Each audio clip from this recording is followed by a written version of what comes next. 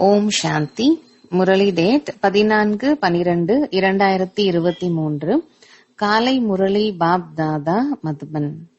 பாபா கூறுகின்றார், இனிமையான குழந்தைகளே, தனது சௌபாகியத்தை உருவாக்கி கொள்ள வேண்டும் என்றால் ஈஸ்வரிய சேவையில் ஈடுபடுங்கள். மாதர்கள் கன்னியாக்களுக்கு தந்தையின் மீது பலி ஆவதற்கான உற்சாகம் வர வேண்டும். சிவசக்திகள் தந்தையின் பெயரை புகழ் பெற செய்ய முடியும். கேள்வி: அனைத்து கன்னியாக்களுக்கும் தந்தை எந்த சுபமான வழி கொடுக்கின்றார்? பதில்: ஓ கன்னியாக்களே, நீங்கள் இப்போது அதிசயம் செய்து காட்டுங்கள். நீங்கள் மம்மாவிற்கு சமமாக ஆக வேண்டும். இப்போது நீங்கள் சமுதாய மரியாதைகளை விட்டுவிடுங்கள். மோகத்தை வென்றவர் ஆகுங்கள். ஒருவேளை அதர்குமாரி ஆகிவிட்டால் கரை ஏற்பட்டுவிடும். நீங்கள் பல வண்ணமுடைய மாயாவிடமிருந்து உங்களை காப்பாற்றிக் கொள்ள வேண்டும். நீங்கள் ஈஸ்வரிய சேவை செய்தீர்கள் என்றால் ஆயிரக்கணக்கானோர் வந்து உங்கள் காலில் விழுவார்கள். ஓம் சாந்தி. சிவசக்தியராகிய நீங்கள் உற்சாகத்தில் துள்ளி குதிப்பவர்கள். தந்தையின் மீது பலியாகக்கூடிய உற்சாகம் வர வேண்டும். இதுதான் கவலையற்ற போதை என்று கூறப்படுகிறது.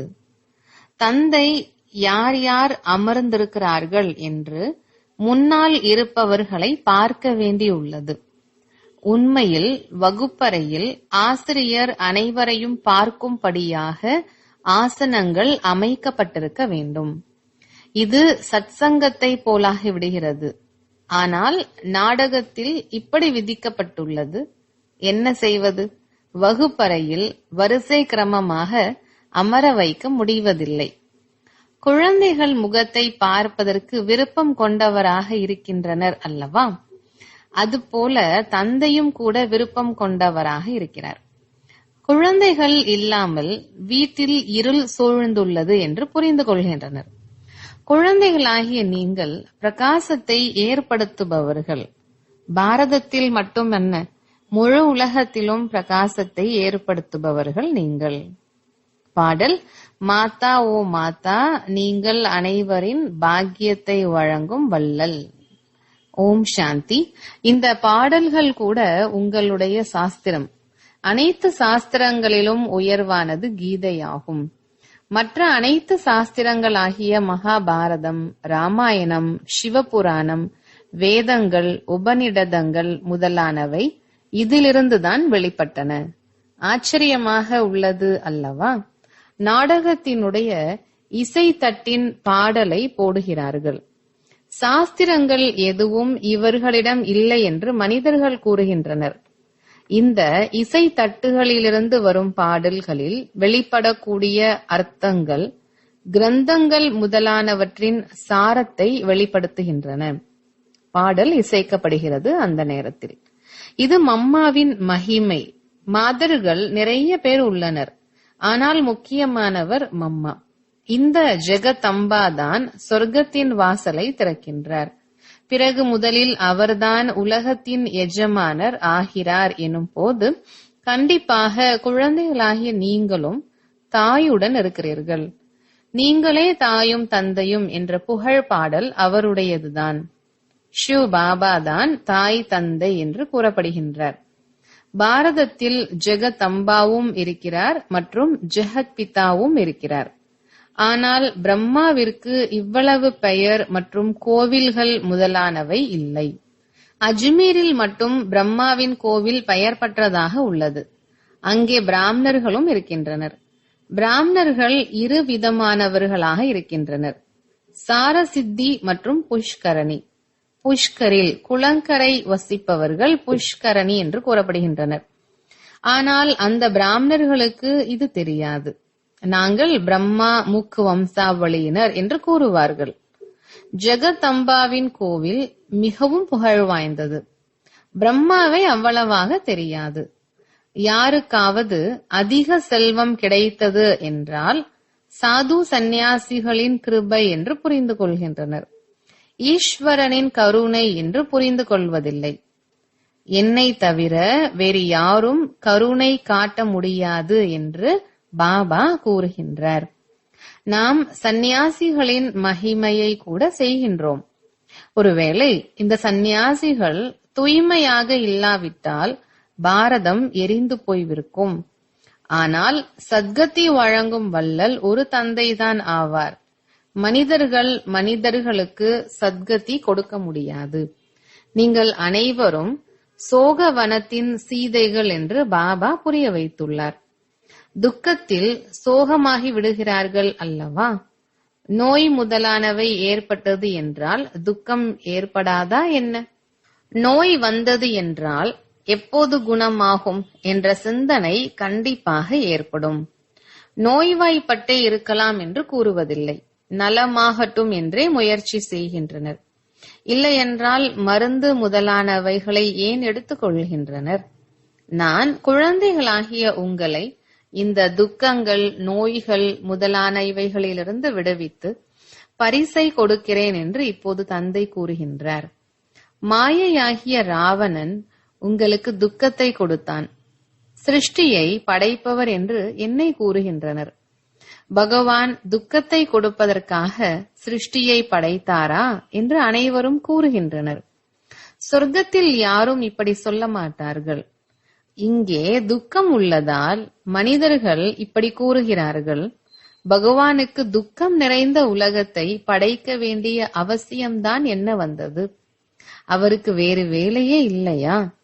ஆனால் இந்த சுகம், துக்கம், வெற்றி, தோல்வியின் விளையாட்டு உருவாக்கப்பட்டுள்ளது என்று தந்தை கூறுகின்றார்.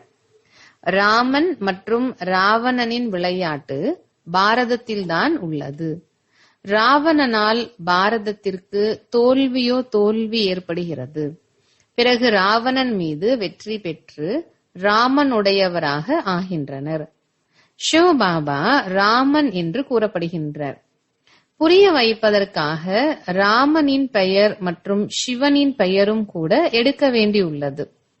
சிவபாபா குழந்தைகளின் எஜமானன் அல்லது தலைவன் ஆவார். அவர் உங்களை சொர்க்கத்தின் எஜமானன் ஆக்குகின்றார். தந்தையின் ஆஸ்தியே சொர்க்கத்தின் பிராப்தியாகும். பிறகு அதில் பதவியும் உள்ளது. சொர்க்கத்தில் தேவதைகள் தான் இருப்பார்கள். நல்லது. சொர்க்கத்தை உருவாக்குபவரின் மகிமையை கேளுங்கள். பாடல். பாரதத்தின் சௌபாகியத்தை உருவாக்கும் வள்ளல் இந்த ஜெகதம்பாதான் ஆவார். அவரை பற்றி யாருக்கும் தெரியாது. அம்பாஜி என்ற இடத்திற்கு நிறைய மனிதர்கள் சென்று கொண்டிருப்பார்கள். இந்த பாபா கூட பல முறை சென்றிருக்கிறார். பபுல்நாத் கோவிலுக்கும் லக்ஷ்மி நாராயணரின் கோவிலுக்கும் பல முறை சென்றிருப்பார். ஆனால் எதுவும் தெரிந்திருக்கவில்லை. எவ்வளவு புரியாதவராக இருந்தார். இப்போது நான் அவரை எவ்வளவு புத்திசாலியாக ஆக்கியுள்ளேன். ஜெகதம்பாவின் பட்டம் எவ்வளவு பெரியதாக உள்ளது. பாரதத்தின் சௌபாகிய விதாத்தா, சௌபாகியத்தை வழங்கும் வள்ளல். இப்போது நீங்கள் அம்பாஜியின் கோவிலில் சென்று சேவை செய்ய வேண்டும். ஜெகதம்பாவின் 84 பிறவிகளின் கதையை கூற வேண்டும். இது போன்ற கோவில்கள் நிறைய உள்ளன. மம்மாவின் இந்த படத்தை ஏற்றுக்கொள்ள மாட்டார்கள். நல்லது.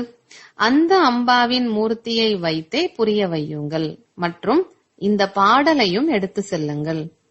இந்த பாடல்தான் உங்களுடைய உண்மையான பாடலாகும். சேவை நிறைய உள்ளது அல்லவா? ஆனால் சேவை செய்யக்கூடிய குழந்தைகளிடமும் உண்மை இருக்க வேண்டும். நீங்கள் இந்த பாடலை ஜெகதம்பாவின் கோவிலுக்கு கொண்டு சென்று புரிய வையுங்கள். ஜெகத் அம்பா கன்னியாவாகவும் உள்ளார், பிராமணியாகவும் உள்ளார். ஜெகதம்பாவிற்கு ஏன் இத்தனை புஜங்கள் கொடுக்கப்பட்டுள்ளன? ஏனென்றால் அவருடைய உதவியாளர்கள், குழந்தைகள் பலர் உள்ளனர். சக்தி சேனை அல்லவா? ஆக படங்களில் பிறகு பல கைகள் காட்டப்பட்டுள்ளன. ஷரீரத்தை எப்படி காட்டுகின்றனர்? கைகளின் அடையாளம் சகஜமானது, அழகாக உள்ளது. கால்களின் அடையாளம் கொடுத்தால் தோற்றம் நன்றாக இருக்காது. பிரம்மாவிற்கும் புஜங்களை காட்டுகின்றனர். நீங்கள் அனைவரும் அவருடைய குழந்தைகள். ஆனால் இத்தனை கைகள் கொடுக்க முடியாது. ஆக கன்னியாக்களும் மாதர்களும் ஆகிய நீங்கள் சேவையில் ஈடுபட்டு விட வேண்டும். தமது சௌபாகியத்தை உருவாக்கிக் கொள்ளுங்கள். அம்பாவின் கோவிலில் சென்று நீங்கள் இந்த பாடல் குறித்த மகிமை செய்தீர்கள் என்றால் பலர் இங்கு வந்து விடுவார்கள். மூத்த பிரம்மா குமாரிகளாலும் கூட முடியாத அளவு நீங்கள் அதிகமாக பாபாவுடைய பெயரை வெளிப்படுத்துவீர்கள். இந்த சின்ன சிறு கன்னியாக்கள் அதிசயத்தை செய்ய முடியும். பாபா ஒரு கன்னியாவுக்கல்ல, அனைத்து கன்னியாக்களுக்கும் இதை கூறுகின்றார். ஆயிரக்கணக்கானோர் வந்து உங்கள் காலடியில் விழுவார்கள். உங்கள் முன் விழும் அளவு அவர்கள் முன் விழமாட்டார்கள். ஆம், இதில் சமுதாய மரியாதைகளை விட வேண்டும். முழுக்க முழுக்க மோகத்தை வென்றவர் ஆக வேண்டும். எனக்கு திருமண உறவே வேண்டாம், நான் தூய்மையாக இருந்து பாரதத்தை சொர்க்கமாக்கக்கூடிய சேவை செய்வேன் என்று கூறுவார்கள். அதர் குமாரிகளுக்கும் கூட கரை ஏற்பட்டு விடுகிறது. குமாரிக்கு திருமண நிச்சயம் செய்து கரை படிய தொடங்கி விடுகிறது. வண்ணமயமான மாயை தாக்கி விடுகிறது. இந்த பிறவியில் மனிதர்கள் என்னவாக இருந்து என்னவாக ஆக முடிகிறது? மம்மாவும் கூட இந்த பிறவியில் ஆகியுள்ளார். அவர்களுக்கு அல்ப காலத்திற்கான பதவி கிடைக்கிறது.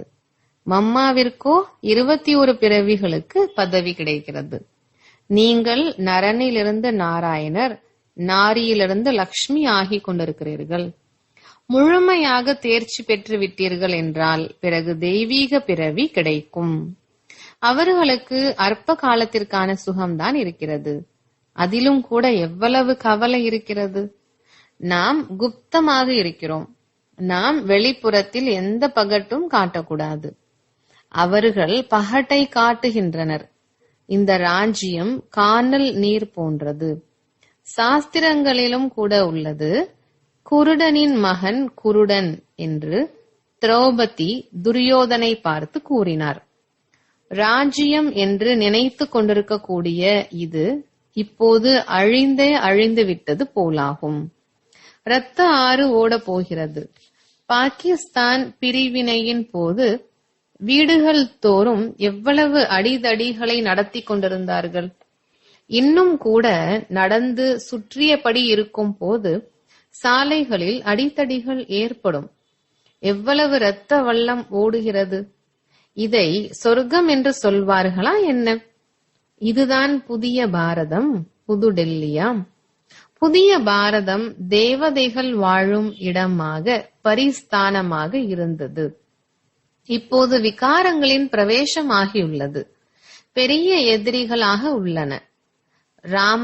ராவணனின் பிறவி பாரதத்தில்தான் காட்டுகின்றனர். சிவ ஜெயந்தியை வெளிநாட்டில் கொண்டாடுவதில்லை, இங்கேதான் கொண்டாடுகின்றனர். ராவணன் எப்போது வருகிறான் என்பதை நீங்கள் அறிவீர்களா? பகல் முடிந்து இரவு தொடங்கிய போது ராவணன் வந்துவிட்டார். அது வாம மார்க்கம் என்று கூறப்படுகிறது. வாம மார்க்கத்தில் சென்றதன் மூலம் தேவதைகளின் நிலை என்ன ஆனது என்பதை காட்டவும் செய்கின்றனர். குழந்தைகள் சேவை செய்ய வேண்டும். தான் விழித்துக் கொள்ளும் போது பிறரையும் வெளிப்படைய செய்ய முடியும். பாபா சுப சிந்தனையாளர் ஆவார். இவர்களை மாயை அடித்து விடாமல் இருக்கட்டும் என்று கூறுவார். நோய்வாய்ப்பட்டுவிட்டால் சேவை செய்ய முடிவதில்லை. ஜெகதம்பாவிற்கு தான் ஞான கலசம் கிடைக்கிறது, லக்ஷ்மிக்கு கிடைப்பதில்லை. லக்ஷ்மிக்கு செல்வம் கொடுத்தார், அதன் மூலம் தானம் செய்ய முடியும். ஆனால் அங்கே தானம் முதலானவை நடப்பதில்லை. தானம் எப்போதும் ஏழைகளுக்கு செய்யப்படுகிறது. ஆக கன்னியாக்கள் இது போன்ற கோவில்களில் சென்று சேவை செய்தால் பலரும் வருவார்கள், பாராட்டுவார்கள், காலில் விழுவார்கள். தாய்மார்களுக்கு மரியாதையும் உள்ளது. தாய்மார்கள் கேட்கும் போது மகிழ்ந்து போவார்கள். ஆண்களுக்கோ தம்முடைய போதை இருக்கும் அல்லவா? பாபா புரிய வைத்துள்ளார், இந்த சாக்கார தந்தை வெளித்தோற்றமுடையவர். ஆனால் இவருக்குள் இருக்கக்கூடிய பகவானோ தெய்வத்திற்கெல்லாம் தெய்வம் ஆவார். கிருஷ்ணரை லார்ட் கிருஷ்ணா என்று கூறுகின்றனர் அல்லவா? கிருஷ்ணருடைய தெய்வத்திற்கும் தெய்வம் அந்த பரமாத்மா ஆவார் என்று நாம் கூறுகின்றோம். அவருக்கு இந்த வீடு கொடுக்கப்பட்டுள்ளது. எனவே இவர் பிரம்மா வீட்டுக்காரியாகவும் லேண்ட் லேடி ஆகவும் உள்ளார். லேண்ட் லார்ட் வீட்டுக்காரராகவும் உள்ளார். அதாவது ஆணாகவும் உள்ளார், பெண்ணாகவும் உள்ளார். ஆச்சரியம் அல்லவா? போக் வைக்கப்படுகிறது. நல்லது. பாபாவிற்கு அனைத்து குழந்தைகளுடைய அன்பு நினைவுகள் கொடுக்க வேண்டும். குஷியோடு பெரிய தலைவனுக்கு வணக்கத்தை சொல்லி அனுப்புகிறோம். இது ஒரு சடங்காக உள்ளது. ஆரம்பத்தில் காட்சி தெரிந்தது போல இறுதியிலும் பாபா மிகவும் மகிழ்ச்சி படுத்துவார். அபுமலைக்கு நிறைய குழந்தைகள் வருவார்கள். நடக்கப் போவதை பார்க்கத்தான் போகிறீர்கள். நல்லது. இனிமையிலும் இனிமையான தேடி கண்டெடுக்கப்பட்ட செல்ல குழந்தைகளுக்கு தாயும் தந்தையுமான பாப் தாதாவின் அன்பு நினைவுகள் மற்றும் காலை வணக்கம். இரவு வகுப்பு 8/4/1968.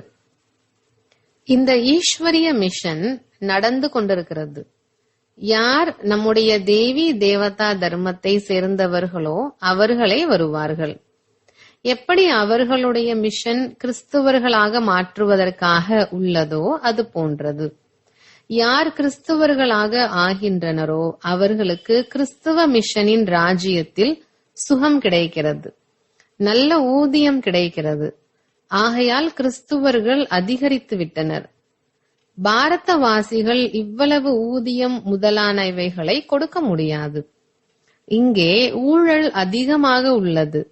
பலர் லஞ்சம் வாங்காவிட்டால் வேலையிலிருந்தே துரத்தி விடுகின்றனர். இந்த நிலையில் என்ன செய்வது என்று குழந்தைகள் கேட்கின்றனர். யுக்தியுடன் வேலை செய்யுங்கள். பிறகு சுப காரியத்தில் ஈடுபடுத்துங்கள்.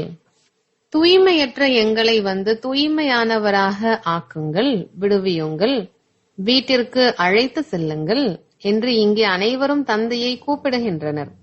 தந்தை கண்டிப்பாக வீட்டிற்கு அழைத்து செல்வார் தானே. வீட்டிற்கு செல்வதற்காக தான் இவ்வளவு பக்தி முதலானவைகளை செய்கின்றனர். ஆனால் தந்தை வரும் போதுதான் அழைத்து செல்வார். பகவான் ஒரே ஒருவர்தான். அனைவருக்குள்ளும் வந்து பகவான் பேசுகிறார் என்பதல்ல.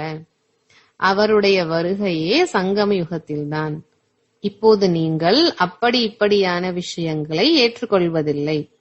முன்னர் ஏற்றுக்கொண்டிருந்தீர்கள். இப்போது நீங்கள் பக்தி செய்வதில்லை. நாங்கள் முதலில் பூஜை செய்து கொண்டிருந்தோம் என்று நீங்கள் கூறுகிறீர்கள். இப்போது நம்மை பூஜைக்குரிய தேவதையாக ஆக்குவதற்காக தந்தை வந்துள்ளார். சீக்கியர்களுக்கும் கூட நீங்கள் புரிய வையுங்கள். மனிதரிலிருந்து தேவதையாக்கினார் என்ற புகழும் உள்ளதல்லவா? தேவதைகளின் மகிமை அல்லவா? தேவதைகள் இருப்பதே சத்யுகத்தில். இப்போது உள்ளது கலியுகம். தந்தை கூட சங்கம யுகத்தில் புருஷோத்தமர் ஆவதற்கான கல்வியை கற்பிக்கிறார். தேவதைகள் அனைவரையும் விட உத்தமமானவர்கள். எனவேதான் இவ்வளவு பூஜை செய்கின்றனர். யாருக்கு பூஜை செய்கின்றனரோ அவர்கள் கண்டிப்பாக எப்போதோ இருந்துள்ளனர், இப்போது இல்லை. இந்த ராஜ்யம் கடந்த காலமாகிவிட்டது என்று புரிந்து கொள்கின்றனர். இப்போது நீங்கள் குப்தமாக உள்ளீர்கள். நாம் உலகின் எஜமானர் ஆகக்கூடியவர்கள் என்பது யாருக்கும் தெரியாது. நாம் படித்து இப்படி ஆகிறோம் என்பதை நீங்கள் அறிவீர்கள். எனவே படிப்பின் மீது முழு கவனம் கொடுக்க வேண்டும். தந்தையை மிகவும் அன்போடு நினைவு செய்ய வேண்டும். பாபா நம்மை உலகின் எஜமானன் ஆக்குகிறார் என்றால் ஏன் நினைவு செய்யக்கூடாது? பிறகு தெய்வீக குணங்களும் இருக்க வேண்டும். நல்லது. ஆன்மீக குழந்தைகளுக்கு ஆன்மீக பாப் தாதாவின் அன்பு நினைவுகள், இரவு வணக்கம் மற்றும் நமஸ்காரம். தாரணைக்கான முக்கிய சாரம். முதலாவது, இந்த உலகத்தில் தமது வெளிப்புற பகட்டை காட்டக்கூடாது. முழுமையான தேர்ச்சி அடைவதற்காக குப்தமான முயற்சி செய்தபடி இருக்க வேண்டும். இரண்டாவது, இந்த வண்ணமயமான உலகத்தில் சிக்கிக் கொள்ளக்கூடாது. மோகத்தை வென்றவராகி தந்தையின் பெயரை புகழ்பெற செய்வதற்கான சேவை செய்ய வேண்டும். அனைவரின் சௌபாகியத்தையும் எழுப்ப வேண்டும். வரதானம்: திலாராம் பாபாவின் நினைவினால் 3 காலங்களையும் நல்லதாக மாற்றி ஆசையிலிருந்து விடுபட்ட ஆத்மா ஆகுங்கள்.